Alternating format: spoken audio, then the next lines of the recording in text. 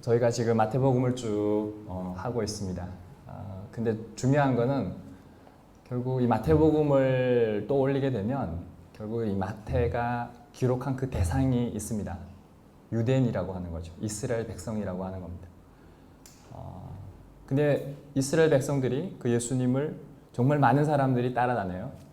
그래서 수많은 사람들 앞에서 오병이어 이적도 행하시고 또 수많은 사람들 앞에서 죽은 사람을 살리기도 하시고 수많은 사람들의 그 문제와 고통의 아픔들을 예수님이 듣고 예수님이 해결해 주신다라고 하는 것이죠. 근데 이 소문이 소문을 낳아서 수많은 사람들이 예수님을 따라오죠.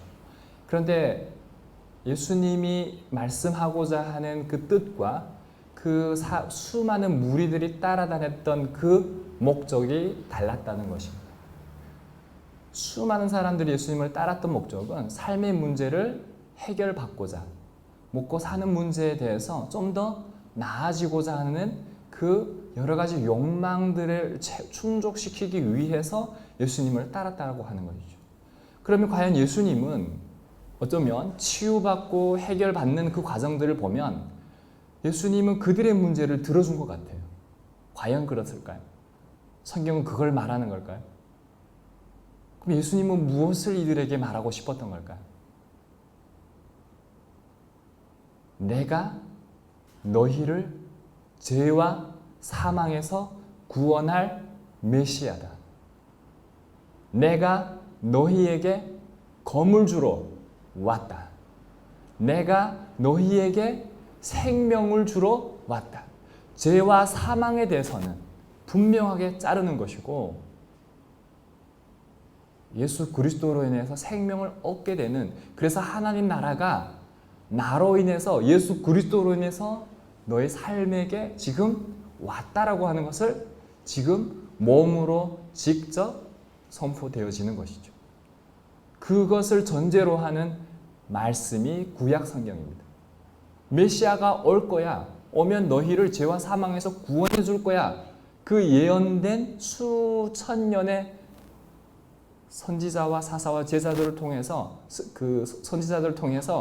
예수님의 이 예언적 메시지가 선포되었다는 겁니다. 근데 그 선포된 말씀대로 오신 분이 바로 나다라고 하는 것이죠. 그러니 이스라엘 백성들은 이 예수 그리스도를 하나님의 아들 또는 나의 주님으로 믿기만 하면 구원이 임하는 사건이 일어나는 것입니다. 제가 전에 그런 얘기를 했죠. 이방인과 우리에게는 좀 다르다고. 이스라엘과 이방인은, 이스라엘은 예수님을 메시아다, 나의 주님이다라고 하면 구원이 일어나는데 이방인은 좀 더 달라요. 이방인은 무신론으로 출발하기 때문에 하나님이 있다라고 하는 것과 그 하나님이 누구인지를 분명하게 예수 그리스도라고 하는 것으로 귀결이 돼야만이 구원이 있다라고 하는 것이죠. 오늘날 우리는 포스트 모더니즘 사회를 살아가면서 이성이 결국 자기의 모든 것들을 결정짓는 시대를 살아가고 있어요. 다시 말해서 하나님의 절대적 유신론, 하나님의 그 존재에 대한 순복보다는 인간이 탐구해내는 그 학문의 세계로 말미암아 규정 지어지는 시대를 우리는 살아가고 있다라고 하는 것이죠. 오늘날도 2000년이 예수님 시대 2000년이 흐른 지금도 우리를 돌아보면 여전히 예수님을 따르는 사람들의 그 목적이 무엇인지를 돌아볼 필요가 있어요. 그런데 오늘 예수님은 그렇게 따라다니는 수많은 무리들 중에서 선택하여 부르십니다. 부르시고 그들을 제자 삼으십니다. 그리고 그 수많은 사람들 중에서 심지어 12명 제자를 삼으시는 것이요. 그래서 1절에 보면은 이렇게 말씀합니다. 그냥 부르시고 그냥 하는 게 아니에요. 처음부터 권능을 주시는데 1절을 함께 읽어볼까요? 예수께서 그의 12제자를 부르사 더러운 귀신을 쫓아내며 모든 병과 모든 약한 것을 고치는 권능을 주시니라. 사도행전에도 보면은 성령이 임하면, 권능이 임하면 예루살렘과 사마리아와 온 유대 땅끝까지 이르러 증인이 된다고 말씀을 하시거든요. 지금 예수님이 그 훈련을 제자들을 통해서 먼저 하게 하시는 겁니다. 저는 이걸 보면서 이런 생각이 들어요. 과연 자격이 돼서 여기 제자로 부른 사람 누구인가? 세간에 앉아서 돈을 거두는 세리마태, 비난을 받은 사람 중에 한 사람이었습니다.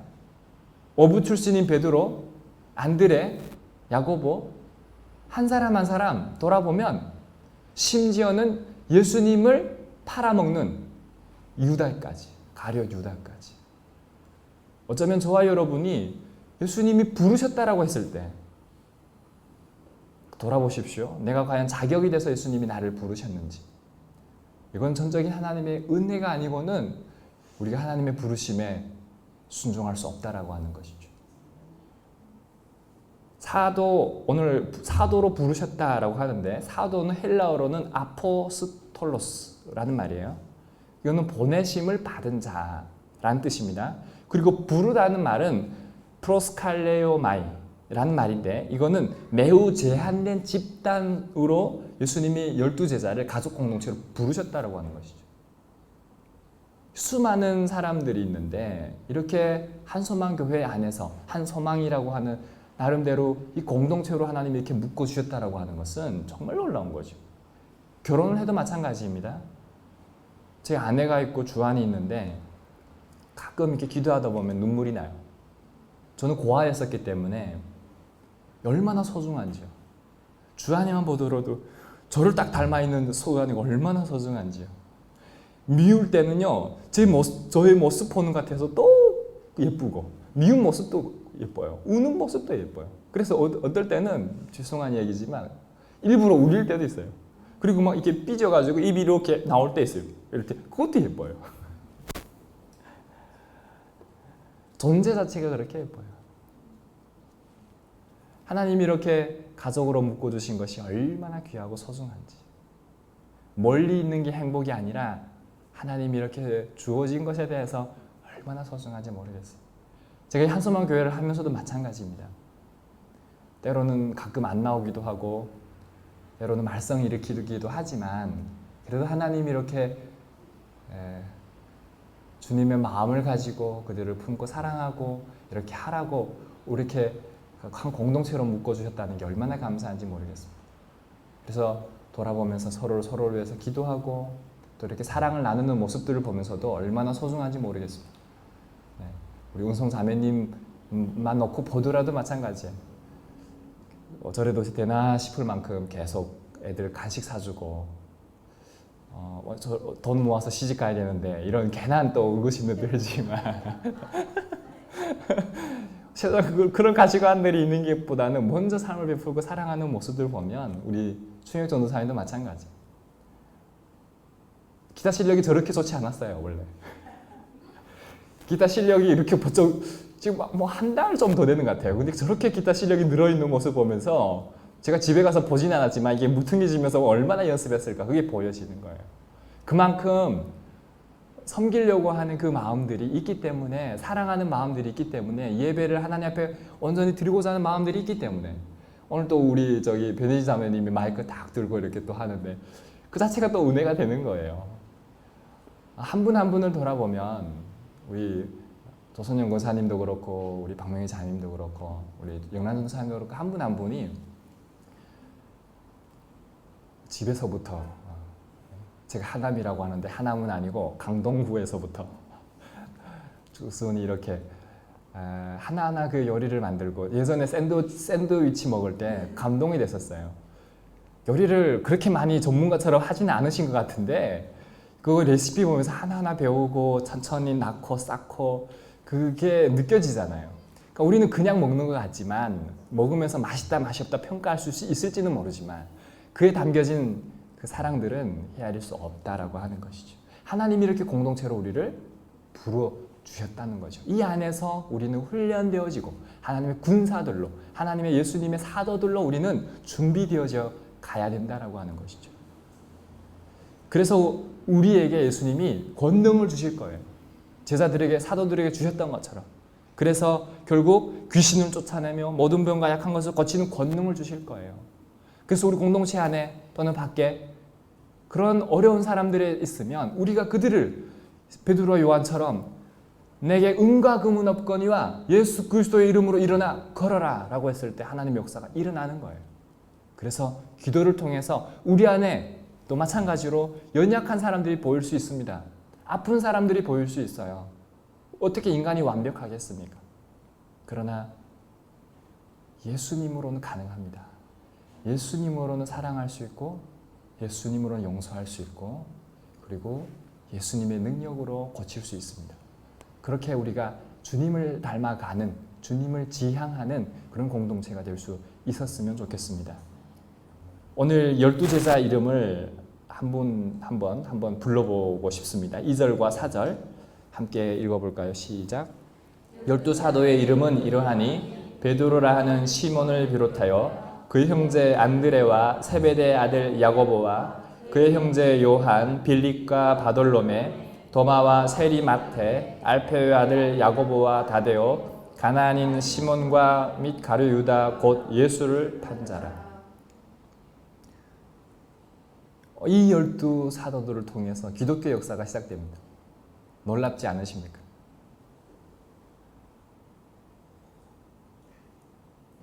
이 12사도들은 결국 예수님을 3년간 따라다닙니다. 3년간 함께 먹고 함께 마시고 함께 잠을 자고 예수님이 어떻게 사시는지를 가장 가까이에서 보고 배웠던 사람들입니다. 나중에는 가룟 유다가 예수님을 배반함으로 마띠아가 대체되지만 저는 이걸 보면서 또 은혜 받는 사람 중에 한 사람인데 참 하나님 우리를 다양하게 부르신다.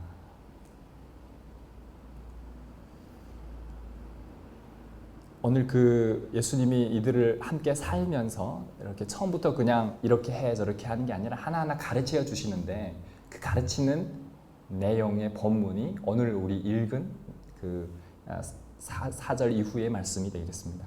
5절 6절 우리 함께 읽어보도록 하겠습니다. 예수께서 이 12를 내보내시며 명하여 이르시되 이방인의 길로도 가지 말고 사마리아인의 고을에도 들어가지 말고 오히려 이스라엘 집에 잃어버린 양에게로 가라. 우리 선교지를 정할 때 그 선교지를 정할 때 방향이 없으면 어때요? 길을 갈 때 방향이 없으면 어때요? 계속 혼돈하죠. 근데 예수님은 분명하게 어디로 가라고 말씀합니까? 이스라엘, 잃어버린 양에게로, 집에로 가라라고 말씀하고 있습니다. 그래서 이제 그 하나님은 이스라엘을 그 어떤 민족보다도 더 사랑하는 것 같아요. 저는 성경을 보면서 하나님이 이스라엘을 너무 사랑하시는구나 그걸 수없이 느껴요. 근데 그 사랑하는 이유가요, 이스라엘이 예쁘게 놀아서가 아니고 이스라엘의 자격이 돼서가 아니라 가장 연약하기 때문에 하나님이 귀하게 여기신다는 거예요. 성경을 읽다 보면은 하나님이, 예수님이 그렇게 말씀하세요. 건강한 사람을 위해서 의인을 부르러 온 게 아니라고 말씀하세요. 죄인을 불러서 해결시키고 약한 자를 들어서 하나님이 쓰시기 위해서 불렀다. 그래서 약할 그때 곧 강합니다. 잘난 사람은 잘난 사람대로 내버려 두는 거예요. 내가 부족하다고 못나다고 하나님 앞에 나아갈 때 하나님이 그 모습을 심령이 가난한 자, 애통하는 자, 상처 입은 그를 통해서 하나님이 치유 역사를 일으키시고 다시 한번 그를 통해서 하나님의 역사를 증언케 하시는 거예요. 오늘 따랐던 제자들은 하나 한 명 한 명 놓고 보면 그런 사람들이었어요. 그래서 결국 하나님은 이스라엘을 택하실 때, 결국 아브라함을 택하실 때 갈대아 우르에서 아브라함에게 내가 내게 지시할 땅으로 가라. 내가 하늘의 별과 모래와 같이 내 자손을 많게 하리라. 축복하겠다라고 말씀을 하시거든요. 그런데 이 아브라함은요, 갈대아 우르에서 잘 살았어요. 우상을 만들면서, 드라빔을 만들면서 아버지로부터 잘 살았어요. 그런데 그걸 버리고 떠난다는 게 얼마나 어려웠겠습니까? 그래서 유브라테스강, 티그리스 강이 있는데 오늘날 이라크 쪽이에요. 그러면 그걸로 해서 그 이집 저기 그 메소포타미아 쪽으로 해서 이렇게 넘어오면 어디냐면 그 이스라엘, 지금으로 말하면 가나안 이스라엘이고 그 아래 이집트까지 내려가는 거죠. 가나안까지 갔는데 너무 척박하니까 여기가 하나님 주신 축복의 땅은 아니겠지. 그리고 내려가는 거죠. 이집트는 좀 더 이렇게 오아시스도 있고 이렇게 축복받은 땅처럼 보여지니까. 근데 하나님 아니라고 말씀하는 거죠. 그래서 다시 그 가나안에 머물면서 결국 하나님의 그 약속을 기다리는데 얼마나 힘들었겠습니까? 근데 인간의 의지와 욕망들을 훈련시키는 그 기간이 저는 그 머무는 기간이라고 저는 보여집니다. 그랬을 때 그 시간들을 통해서 하나님이 사막에 강을 내시고 길을 만드시는 그 하나님을 경험함으로 이스라엘 이 아브라함은 결국 하나님의 그 약속을 기다림으로 복을 받게 되는, 그래서 결국 그 복이 누구에게까지 이어집니까? 예수 그리스도가 오시기까지. 결국 그 아브라함을 통해서 메시아를 보내주시는 놀라운 그 축복을 잊게 하시는 거예요. 놀라운 거죠. 그래서 성경 구약을 보면 결국은 오늘 그 예수 그리스도가 오실 것에 대해서 아브라함 때부터 계속 얘기하는 거예요. 아브라함과 이삭과 야곱의 하나님, 이렇게 시작을 하는 거예요. 그래서 우리가 족보가 그렇게 중요한 겁니다. 그 족보를 통해서 누가 오는 겁니까? 예수님이 오시는 거죠. 그래서 마태복음 1장에 보면, 우리 지금 마태복음 보고 있는데 1장에 보면 바로 이렇게 얘기해요. 제가 한번 읽어드릴게요. 1장을. 아브라함과 다윗의 자손 예수 그리스도의 계보라. 이런 배경을 가지고 마태복음을 보면은 이게 얼마나 큰 축복인지를 알게 되는 거예요. 쭉 읽어보면 이렇게 얘기해요. 아브라함이 이삭을 낳고 이삭이 야곱을 낳고 야곱은 유다와 그의 형제들을 낳고, 쭉 아래에 보면은 바벨론으로 포로 잡혀간 후에도 여고냐는 스알디를 낳고 스알디는 스룹바벨을 낳고 스룹바벨은 아비웃을 낳고 아비웃은 엘리야김을 낳고, 쭉 그 아래로 보면은 야곱이 그 마리아의 남편이죠. 마리아의 남편 요셉을 낳았으니 마리아에게서 그리스도라 칭하는 예수가 나시니라. 네. 그래서 이 족보가 이렇게 중요한 겁니다. 왜? 약속대로 오신 축복의 하나님, 예수님이라는 거죠.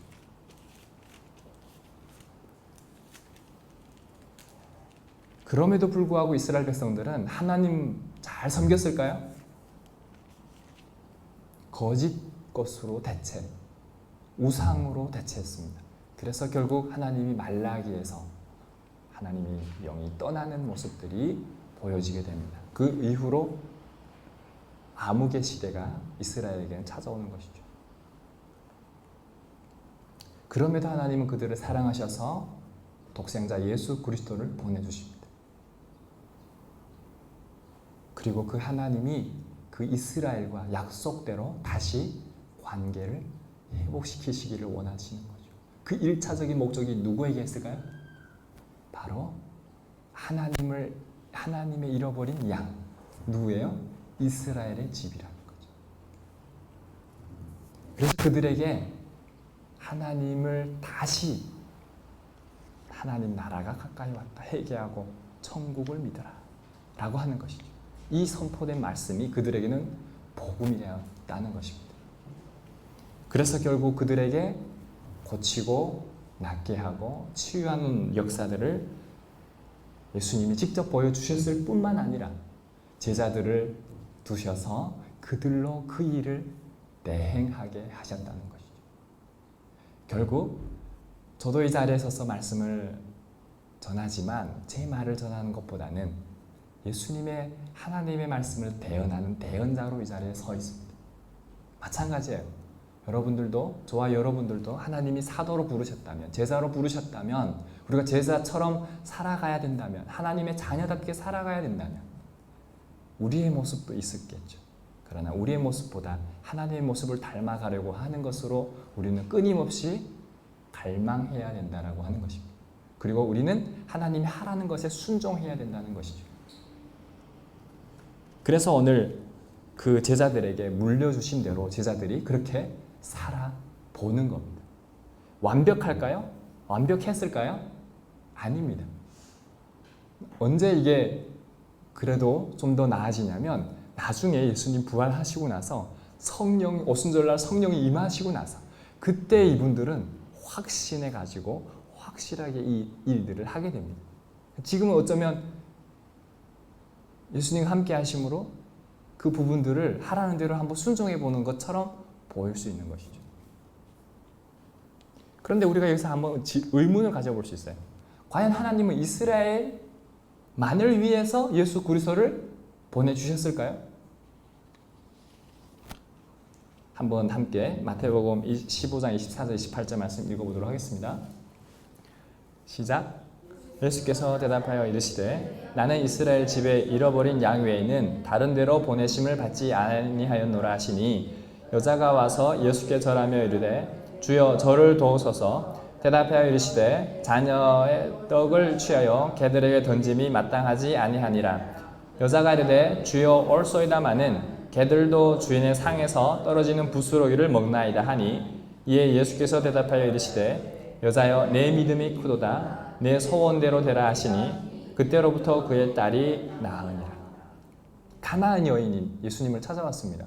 가나안 여인은 이스라엘 백성이 아니에요. 이방 여인입니다. 근데 고쳐달라고 예수님을 따르고 있는 거죠. 예수님이 못 들었을까요? 근데 예수님은 그냥 길을 가시는 거죠. 그때 제자들이 그 여인을 불러서 무슨 이유인지 듣고 나서 예수님에게 그 여인을 데리고 갑니다. 근데 놀라운 거는요, 그 여인을 예수님을 이렇게 만나게 했으면 예수님 어떻게 해야 됩니까? 무엇이 문제냐? 그리고 뭐 예수님이 고치는 방법 중에 여러 가지가 있는데 내 죄 사함을 받았느니라 또는 나았느니라 뭐 일어나 걸어라 뭐 이렇게 말씀하실 텐데 그게 아니에요. 결국 이런 말이에요. 너 이방인이지, 이방 가나안 여인이지. 나는 너를 위해서 온 게 아니야. 나는 이스라엘 백성을 위해서 온 거야 라고 말씀하시는 거예요. 얼마나 충격이었겠습니까? 만약 예수님이 여러분에게, 저와 여러분에게 이렇게 말씀하신다면 어떻게 하실 거예요?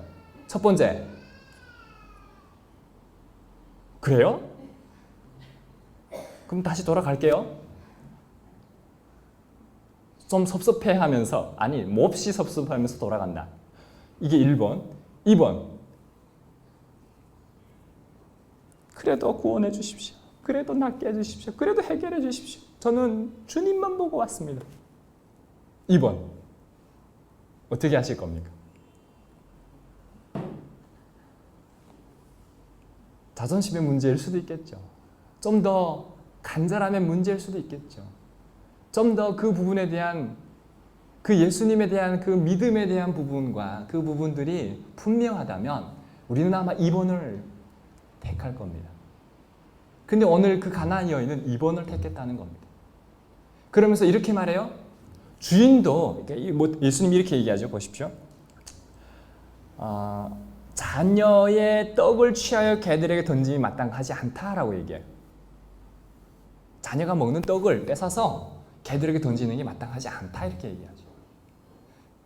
결국은 불가능한 것에 대해서 얘기를 하는 건데 이 이방 여인이 이렇게 얘기해요. 개들도 주인의 상에서 떨어지는 부스러기를 먹는다. 그러면서 예수님이 그 여인의 말에 감동을 받으세요. 그리고 그를 치유해 주시고 삶의 문제를 해결해 주십니다. 우리의 모습은 이런 모습이에요. 그럼에도 불구하고 우리가 붙어 있어야 돼요. 예수님을 붙잡아야 됩니다. 이거는 놀라운 은혜예요. 하나님은 참 가지도 자르는데 오늘 마지막 본문에 이렇게 얘기하죠. 한번 읽어볼까요? 15절 말씀. 내가 진실로 너에게 이르노니 심판날에 소돔과 고모라 땅이 그 성보다 견디기 쉬우리라. 이스라엘 백성도 예수님을 영접하지 않으면요 소돔 고모라보다 못하다는 거예요. 이스라엘도. 어쩌면 우리 이방인의 입장에서 이 말씀을 좀 더 들여다보면, 묵상해보면 우리는 어떻습니까? 우리도 마찬가지 아닐까요? 정말 우리는 두렵고 떨림으로 예수 그리스도의 그 오실 그날까지 우리는 그 구원을 이루어가야 할 필요성이 있지 않을까요? 근데 두려워하지는 마세요. 하나님 우리와 함께 하시고 하나님 우리를 자녀 삼으셨으니 우리는 그 하나님 안에서 은혜로서 살아갈 수 있는 그 권리와 축복을 하나님이 우리에게 허락하셨다는 거예요. 그러나 이것을 우리가 남용되게 사용하지 말고 방종하지 말고 우리가 정말 전심을 다해 주님을 신뢰하며 살아야 된다라고 하는 것이죠. 그래서 예수님이 오늘 분명하게 말씀하시는 거예요. 이 이스라엘과 온유대와 사마 땅끝까지 사도행전에서 말씀하시는 이 말씀이 결국 역사가 오늘날 2000년 전인 2000년 후인 지금까지도 기록되어져서 우리가 지금 믿고 있는 거 아니겠습니까? 이 역사를 기록한 책이 사도행전입니다. 이방인에게까지 사도 바울이 회심을 하고 나서 사울이 회심해서 바울이 되죠. 그리고 나서 예루살렘과 사마리아 온유 땅끝까지 복음을 증언하는 증인의 역할을 바울이 하면서 베드로도 하고 제자들이 하면서 오늘날까지 우리가 이 땅에까지 오게 된 것이죠. 근데 그 제자들을 보내면서 예수님이 자세하게 가르칩니다. 전대라고 하는 건 주머니라는 말이에요. 주머니에 보통 우리가 뭘 넣고 다닙니까? 돈 넣고 다니죠. 그래서 금, 은, 동 이런 거 넣지 말라는 거죠. 그리고 여행 가방, 여벌 옷, 신발. 그때 당시에는 먼 길을 떠나야 했기 때문에 지팡이, 물 이런 건 필수였나 봐요. 근데 그런 걸 챙기지 말라는 거죠. 근데 물 챙기지 말라는 말은 없네요. 일꾼이 자기가 필요한 것을 쓰는 것은 당연한 일이다. 그래서 가면은 당연히 그들의 것을 쓰게 된다라고 하는 것이죠. 그건 당연하다는 거예요. 여러분 지금부터 두벌로스로 살 수 있습니까? 아무것도 안 가지고 저기 어디 가서 인도 간다고 칩시다. 북한 간다고 칩시다. 아무것도 안 가지고 제가 여러분에게 여러분 가서 전도하십시오 하면 여러분 어떤 마음 들겠습니까? 나 갈 수 있다. 네, 영남도단 가신답니다. 제가 두 가지를 말씀드리려고 해요. 하나는 역사적 맥락을 이해할 필요가 있다. 우리 옛날 우리 한국 사회도 마찬가지였는데 사람을 귀하게 여기는 시대가 있었습니다. 그래서 사람이 지나만 가도 들어오라고 밥을 주고 물을 건네주고 심지어는 물에다가도 급하게 마셔서 체할까 봐 나무잎을 얹어주는 배려까지 그걸 우리가 도덕으로 생각을 한 시대가 있었습니다. 오늘날에는 그렇진 않죠. 이사를 해도 떡을 돌리고 파티를 열고 며칠 동안 온 주민 동네가 그리고 심지어 그 동네에서 누군가 서울대 나오거나 좋은 일이 경사가 나면 함께 기뻐하고 파티를 여는 그 시대가 있었습니다. 어쩌면 이스라엘 백성들도 마찬가지로 사람을 귀하게 여기는 그 시대였을 것이라는 거죠. 그랬을 때 가능했다. 다 그랬을까요? 다 그러진 않았을 거예요. 그러나 그런 문화적 맥락이 있었다라고 하는 거. 두 번째는 잘 들으셔야 됩니다. 지금에도 오늘날 시대에 적용되는 말씀이에요. 하나님이 쓸 것을 필요한 것을 또는 사람을 통해서 또는 자연을 통해서 심지어는 까마귀를 통해서도 하나님이 공급하실까요? 안 하실까요? 하시는 겁니다. 이걸 믿는 거예요. 제 얘기를 좀 하려고 해요. 제가 이 말씀을 묵상하면서 제 생각이 또 났습니다. 몇 번 들으시는 연애의 꿈을 다 한 번쯤 읽으셔서 겹치는 부분이 있지만 그래도 이 말씀에 좀 더 집중해 보려고 하는데 제가 이제 15살 때 뭐 아무것도 모르죠. 그래서 북한에 이렇게 들어갔습니다. 근데 하나님이 사람을 예비해 주셨어요. 그래서 머물 곳을 예비해 주셨고 그 집에서 먹고 마시면서 또 그분들에게 복음을 전했습니다. 그뿐만 아닙니다. 저는 뭘 믿냐면 그때 경험한 건데 사람을 만나는 게 우연이 아니었어요. 제가 북한 가면서 이렇게 만나잖아요. 그럼 제가 그분에게 복음을 전해야지 이런 의도 가진 적이 없어요. 왜냐하면 두려우니까. 복음 전하겠다고는 갔는데 가서 사람 만나면 두려운 거예요. 왜? 북한 알잖아요. 바로 들으면 신고해야 되는 거예요. 신고하면 영웅이 되는 거예요. 그 영웅의 기회를 제가 제공하는 거예요. 그럼 나는 죽는 거예요. 왜 그러냐면 신고하지 않으면 그 사람은 같은 공범죄가 되니까 신고할 수밖에 없는 구조를 가진 사회가 북한인데 근데 어떻게 그분하고 만나면서 길을 걷게 되는데 내 안에 감동을 계속 주시는 거죠. 그럼 전할까 말까. 근데 제가 이 경험을 여러 번 하다 보니까 이 시간만큼은 하나님이 허락하신 시간이구나. 그리고 이분에게 제가 하나님에 대해서 얘기를 북한에서 이게 말이 됩니까? 북한 사람들은 알 거예요. 이게 말이 안 된다고요. 근데 내가 하는 게 아니고 성령님이 나를 통해서 하시는 거더라고요. 그래서 했습니다. 그래서 용접한 일들이, 이건 지금 책 외의 얘기예요. 그래서 이후로는 또 만나잖아요. 그리고 또 그런 둘만의 시간을 있게 되잖아요. 그러면 하나님이 이렇게 허락한 시간이구나. 하나님이 지금 울타리를 쌓아서 보호하는 시간이구나. 이 시간에 생명의 역사, 하나님의 역사, 그 시간이, 그 역사가 일어나는구나. 이 믿음들이 확실하게 생깁니다. 그래서 들었을 때 여러 가지 문제점들이 있을 거잖아요. 그러면 기도하는 거죠. 역사가 일어날까요? 안 날까요? 일어납니다. 일어나요. 이건 놀라운 거예요. 제가 그런 것들을 경험하면서 그때부터는 이런 만남이라고 하는 것이, 저는 예전에는 그냥 우연히 살면서 그렇게 생각을 했었는데 그 이후로부터 저는 그렇게 생각하지 않습니다.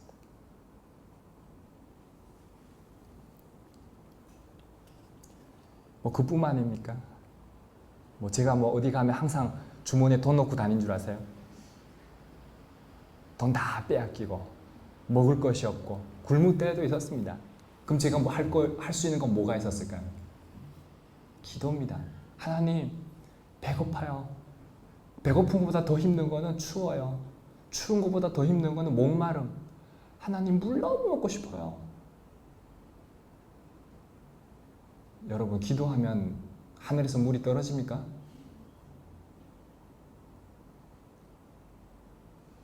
저도 그렇게 생각했어요. 기도하면 물이 떨어지지 않는다. 기도하면 만나 매출하게 떨어지는 일은 그때만 일어난 거다. 지금 일어나지는 않는다. 근데 제가 산을 다니면서 이렇게 물 너무 먹고 싶어서, 큰 산이, 높은 산이니까 내려가야 물 있잖아요. 계곡 같은데 못 내려가니까 계속 걸어가면서 햇빛은 쬐이지 기도하는 거예요. 하나님, 물 너무 먹고 싶어요. 여러분, 진짜 제 말 공감 안 되면 물 가지고 가지 말고 산, 그냥 이거 북한 산이라도 한번 올라가십시오. 관악산이라도. 정말 땀은 빠지고 물은 땡기는데 물이 없으면요, 장난 아닙니다.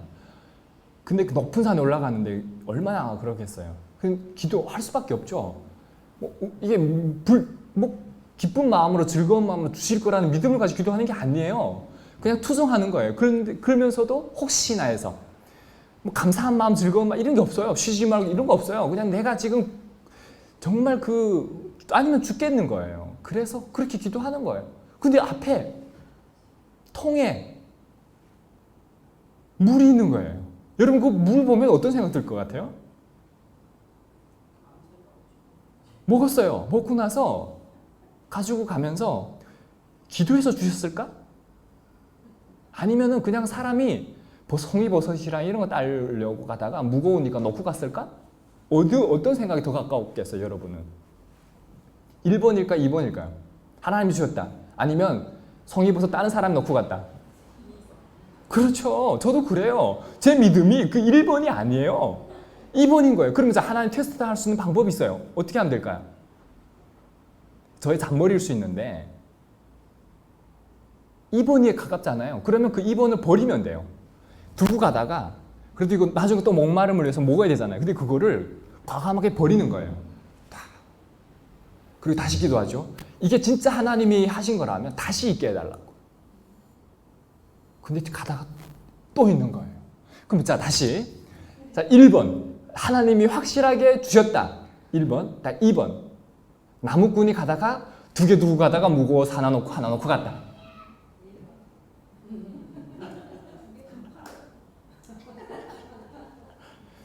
전 2번이었어요. 그럼 다시 어떻게 기도할까요? 전 좀 더 이렇게 강씨라서 그런지 다시 한번 테스트하기로 했어요. 지금은 안 합니다. 지금은 테스트 안 하는데 하나님을 시험하지 않는데 그때는 다시 버렸어요. 도저히 안 믿겨지는 거예요. 이게 생각해 보세요. 기도했는데 이게 무슨 시간적 여유가 생기는 것도 아니고 이게 뭐 얼마 되지 않은 시간 안에 이루어지는 일들이라 생각해봐. 이게 그 과학적으로도 증명이 되지 않잖아요. 이런 거는. 그러나 우리는 그 원리들을 알잖아요. 하나님이 그때를 위해서 그때 그렇게 누군가 놓고 갔을 수도 있지만 그것마저도 하나님이 하신 거라는 걸 우리는 지금은 믿지만 그때는 막연하게 단순하게 생각하는 거예요. 하늘에 떨어진 이런 막연한 생각을 하니까. 그러나 나중에는 깨닫게 되죠. 그 기도하는 거예요. 다시 기도합니다. 하나님, 정말 하나님이 하신 거라면. 근데 세 번째 기도할 때는 어떤 생각이 들었습니까? 들었을까요? 없을 거야. 저는 제 믿음이 이거예요. 이제 가다가 없을 거야. 뭐 어떻게? 근데 또 있는 거예요. 세 번째 했을 때는요, 제가 놀라요. 우연이라고 하기에는 물 양부터 시작해서 조금씩은 차 있었지만 거의 비슷한 꽉 있는 것도 아니고 절반 정도 있는 그 물 양만 놓고 보더라도 저는 막 이렇게 닭살이 돋았어요. 그런 경험을 한 번 했을까요, 제가? 제가 뭘 믿어졌냐면 엘리야가 결국 850대 1로 싸우고 나서 바알을 섬기는 이 제사장들과 싸우고 나서 그리고 나서 도망치거든요. 그리고 나서 가시떨기 나무 밑에 숨어가지고 가시떨기나무가 아니고 로덴나무 밑에서 숨어가지고 죽여주십시오 이러고 있을 때 거기서 그리고 죽기를 아마 사모했나 봐요. 있는데 하나님이 누구를 통해서 먹였을까요? 까마귀가 먹을 거 가지고 오는 거예요. 까마귀 자기 배 채우고도 부족할 텐데 제가 그걸 성경을 보면서 예전에 믿었을까요? 안 믿었어요. 그리고 그리시네가가 있는데 거기 가서 물을 떠먹는 거예요. 그리시네가를 통해서 그 하나님이 까마귀를 통해 공급하시는 하나님 했을 때 저는 말도 안 돼 이랬어요. 근데 제가 그런 경험들을 하고 나서 다 믿어지는 거예요. 믿음이라는 거는 내가 경험되어진 세계를 통해서 믿고 나서 보여지는 세계를 믿게 되는 거더라고요. 제가 그래서 오늘 이 말씀은 믿는 겁니다. 근데 제자들도 처음부터 이 말씀을 믿었을까요? 예수님이 행하신 이적들을 보면 또 이분들이 권능을 주셨기 때문에 믿었을 거예요. 12절 13절 함께 읽어보도록 하겠습니다. 집에 들어가면서 평안하기를 빌라. 그 집이 이에 합당하면 너희 빈 평안이 거기 임할 것이요 만일 합당하지 아니하면 그 평안이 너희에게 돌아올 것이니라. 집이라고 하는 것은 정말 중요합니다. 이 교회라고 하는 것도 정말 중요해요. 왜 중요할까요? 사람이 머무는 공간이기 때문에 중요합니다. 아무리 화려한 집에 사람이 머물지 않으면요, 그 집이 무엇이 중요하겠습니까? 네, 차고와 같은 건데 뭘 중요하겠습니까? 사람이 중요한 이유는요, 그 관계로부터 오는 기쁨이 있기 때문에 그렇습니다. 그래서 결국은 그 사람이 머무는 그 집에 들어가면서 예수님이 뭐라고 말씀하십니까? 평안을 빌라라고 말씀합니다. 이스라엘 말로는 샬롬이라는 말인데 그냥 인사처럼 하는 말이에요. 근데 좀 더 이 말씀의 의미를 우리가 가진다고 한다면 이 평안의 주체는 누가 될까요? 예수 그리스도가 될 수 있겠죠. 하나님이 될 수 있겠죠.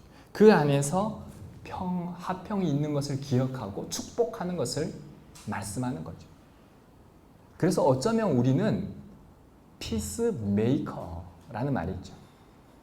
하나님이 우리를 그렇게 하시는 존재. 왜? 예수님이 그 존재니까. 그래서 하나님이 사도들에게 권능을 주시는 거죠. 그래서 말씀을 통해서 그 하나님의 능력이 나타난다는 거죠. 그래서 하나님 믿는 사람들의 입술에는 권세가 있습니다. 그래서 축복하는 자들로 하여금 하나님이 어떻게 하신다고 했습니까? 축복하겠다. 놀라운 거죠. 하나님이 우리에게 축복을 이미 주셨기 때문에 그렇습니다. 우리 입술에. 그런데 우리는 집집마다 들어가거나 교회에 들어오거나 사람을 만날 때 그 안에 사람을 만나게 되지 않습니까? 평안을 빌고 있습니까? 평안의 말을 하고 있습니까? 사람을 살리는 말을 하고 있습니까? 하나님의 축복을 그들에게 우리는 축복하고 있습니까?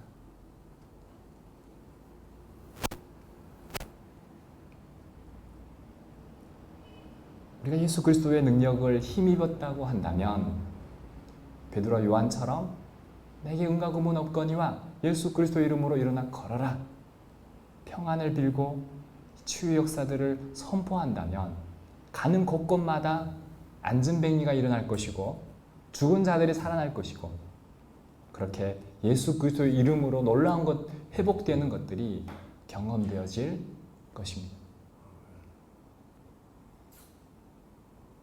그 하나님의 권능을 지닌 사도들이 가는 곳곳마다 하나님의 평강이 머문다면 얼마나 큰 축복일까요?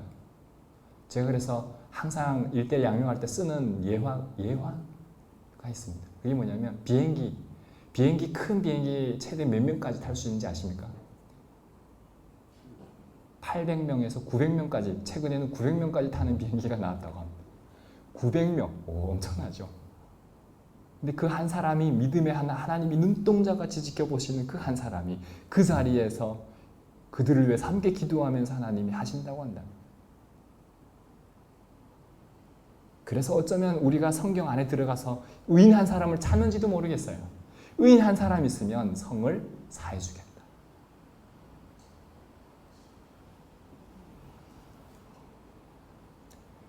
저도 이 말씀 앞에서는 부끄러운 사람입니다.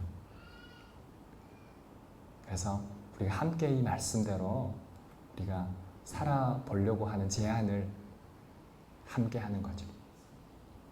마태복음 25장에 보면은 오른편에 있는 의인들과 왼편에 있는 악인들이 등장합니다. 오른편에 있는 의인들 그리고 왼편에 있는 악인들 등장하는데, 의인과 악인의 이런 행동들이 있어요. 주인이 허스름한 옷을 입고 어디로 가냐면 이렇게 악인들을 찾아간 거죠. 근데 악인들은 이 굶주리고 배고파고 헐벗었고 매 맞아서 이렇게 초라한 모습 가운데 있는데 주지 않는 거야. 먹을 것도 주지 않고 입을 것도 주지 않고 그냥 쫓아내는 거죠. 그런데 의인의 마을에 갔는데, 오른편에 갔는데 이 사람들은 먹이고 입히고 재우고 쌈해주고 돈까지 해서 보내주는 거예요. 그리고 나서 예수님 주인장이 주인의 옷을 입고 딱 와요. 그리고 나서 얘기하는 거죠. 내가 너네 마을 갔는데 너는 그렇게 나를 돌봐주지 않았고 너희는 그렇게 했다. 근데 이 사람들은 늘 그렇게, 의인들은 삶을 살기 때문에 그래, 우리가 언제 그렇게 했습니까? 그러나 그들에게 예수님이 이렇게 말씀해요. 지극히 작은 자에게 한 것이 내게 한 것이다.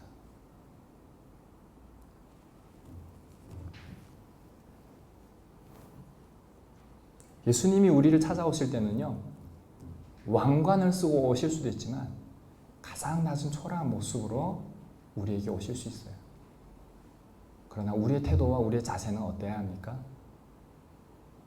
우리 히브리서 13장 2절 말씀 함께 읽어볼까요? 시작! 손님 대접하기를 잊지 말라. 이로써 부지 중에 천사들을 대접한 이들이 있었느니라. 저는 수없이 많은 사람들을 만납니다. 이번 주에도 그렇게 만났고 다음 주에도 이렇게 만나겠다고 이야기 있습니다. 그러면 쭉 바쁜데도 만납니다. 만났는데 저는 그분들을 만날 때마다 이 말씀을 기억합니다. 부지 중에 천사들 만납니다. 이 말씀에 그 뜻이 또 있거든요. 아브라함과 롯 천사들을 보내서 찾아가는, 대접하는 방식들이 다른 모습들, 나중에 언제 설교할 기회 있으면 이 말씀을 가지고 좀 더 나눠보실 테지만 이게 달라요. 그래서 우리는 그 주님을 섬기는 마음을 가지고 우리의 모습을, 우리의 삶을 살아야 된다라고 말씀을 드리고 싶습니다. 14절 15절 함께 읽어보겠습니다. 누구든지 너희를 영접하지도 아니하고 너희 말을 듣지도 아니하거든 그 집이나 성에서 나가 너희 발의 먼지를 떨어버리라. 내가 진실로 너희에게 이르노니 심판날에 소돔과 고모라의 땅이 그 성보다 견디기 쉬우리라. 주님의 사도들을 집으로 들이지도 않고 사도들의 말을 듣지도 않으면 그 집이나 성을 나가서 먼지까지도 털어버리라고 말씀하고 있습니다. 아무리 이스라엘 집이라고 하더라도 예수 그리스도의 복음을 영접하지 않으면 결국 의인 10명이 없어서 멸망당한 소돔 고모라보다도 못하다라고 하는 말씀이에요. 결국 우리는 예수님을 영접해야 되고 더 나아가서 그 예수님을 전해야 할 사명이 있는 사람들입니다. 말씀을 맺겠습니다. 네, 말씀 맺을 시간이 온 걸 딱 정확하게 알아봤네요. 네. 세상의 가치관을 가지고 귀가 있어도 듣지 못하고 눈이 있어도 보지 못하는 세대가 이 세대입니다. 결국 그들이 보고도 듣고 깨닫지 못하는 것은 예수 그리스도가 우리 삶의 구원자다라고 하는 것입니다. 구원자 나의 하나님, 이것을 믿지 않는 것이죠. 정말 우리의 삶의 문제는 예수 그리스도를 만날 때 해결된다는 것입니다. 하나님 보여주십시오가 아니라 하나님을, 예수님을 믿음으로 말미암아 하나님의 세계가 보여지는 그 세계를 우리는 살아갈 수 있어야 된다는 것이죠. 그럴 때 오늘 예수님의 사도들처럼 하나님이 우리를 하나님의 자녀로 부르셔서 제자의 길을 걸어가라고 말씀하고 있는 것입니다. 그 길에는 십자가의 고난이 따를 것입니다. 예수님을 영접하지 않는 그 사람들로부터 미움을 받을 것이고 고난을 받을 것이고 박해를 받을 것입니다. 그러나 십자가의 고난의 끝에는 영광의 부활이 예비되어 있습니다. 생명의 면류관이 예비되어 있습니다. 최상의 아름다운 면류관을 저와 여러분에게 씌워주실 그 예수님만 바라보십시다. 암울한 이 시대에 제자의 길을 걸어가는 저와 여러분이 이번 한 주간도 다시 한번 예수 그리스도로 인해서 승리하시기를 바랍니다.